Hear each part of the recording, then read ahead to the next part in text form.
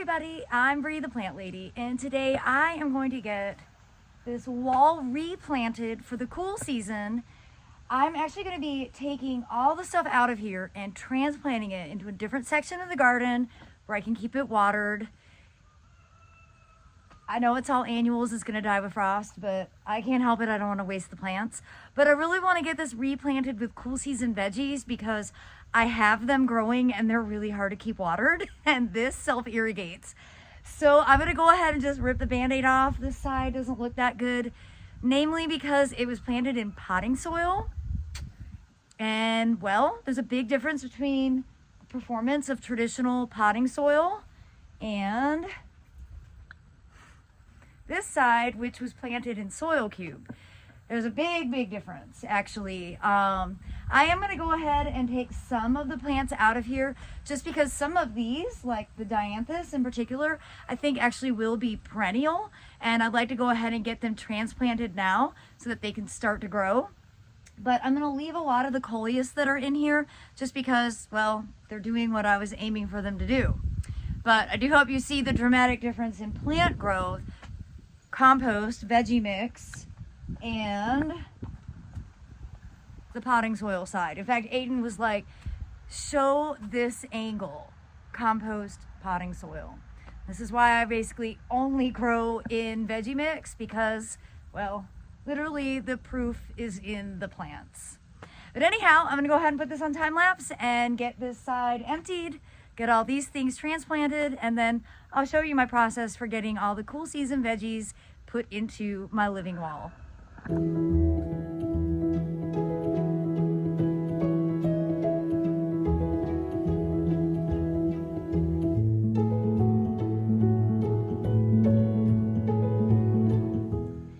Alright, so behind me is the bed that I'm going to put all those trial plants in, some of which will likely be perennial. I think especially all of those different dianthus, so I'm pretty excited about. Now I don't really want to plant this up too much with permanent stuff because the long-term plan is to extend the deck, make a central staircase down the middle. There's going to certainly be some modifications probably within the next 6 to 8 months. But for now, this is an easy place to stash these things. It's easy access to a hose, which is super important right now because we are very dry and we have a very dry, mild but dry forecast. So this is an area that I can reach with multiple hoses and multiple sprinklers. So I'm feeling pretty good about this decision. So I'm gonna go ahead, get this planted, and then I'm gonna get the wall refilled with veggie mix, no more potting soil, and then I will get it planted for the fall season with cauliflower and broccoli. Maybe some kohlrabi too. Gonna live on the edge.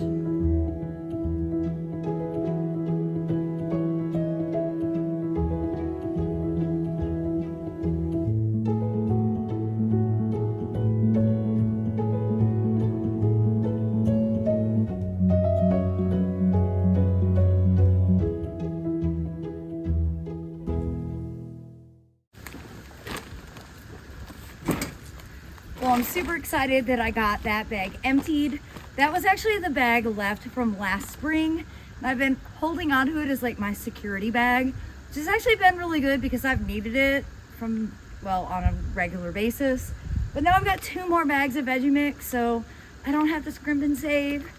I've got my awesome compost, and I'm not gonna ever fill the wall with anything but veggie mix from now on because I feel like this year's not on purpose experiment really proved that there is a huge difference between growing in veggie mix and growing in potting soil. And I'm not gonna waste my money ever again on potting soil because it's just not as good. And that wall was, well, an unintentional experiment, really literally showing the difference. So I'm gonna go ahead. Oh, look how beautiful this fresh veggie mix is. Go ahead and get this filled so I can now get the broccoli, cauliflower, and kohlrabi planted in the wall so that it'll start growing and I won't have to water it anymore because that wall self-irrigates.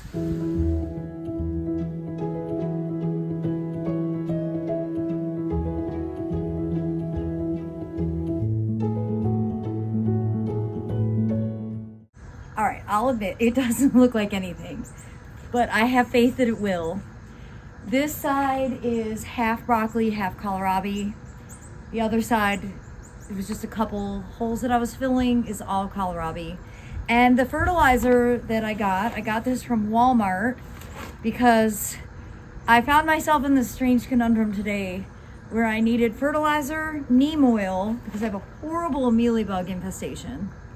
Epic. I'm gonna do a video about that. And then I also needed dishwasher tablets and kiwis. There's nowhere else to go but Walmart to get all those things in one stop. But I found a new to me fertilizer. This is tomato and vegetable food 769.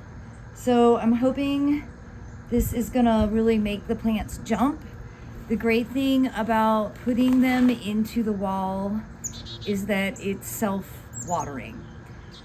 So unlike needing me to come out and water the trays every day, which I'm not doing a great job of, and because it's like perfect weather, there's no humidity, everything is drying out really, really fast. I think I actually really need a humid climate. But I think this is gonna work out well. Literally nothing to lose, and I'd rather it be planted with something that I can harvest than something that looks ugly and is just ornamental. Let's face it, this side of the wall didn't look good.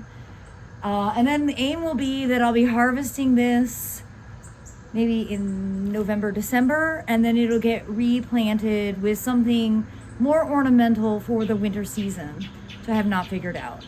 So I'm just aiming for this to be a fall planting with the hope that I'm going to be harvesting all of this in the coming months. So I do hope that you will subscribe and continue to tune in. I will be posting a container garden tour tomorrow. So tune in for that so you can see how everything is looking. And I'm actually going to go through all of the pest control stuff that I bought, and well, maybe we'll see some of it in action. I didn't buy anything non-organic, and I'm a little bit concerned that the mealybugs are beyond the stage of natural remedies, but we're gonna give it a try. So I do hope that you will tune in and continue to watch as everything grows here in my central North Carolina gardens as we enter another fall season. As always, thanks so much for watching, and happy gardening, everybody.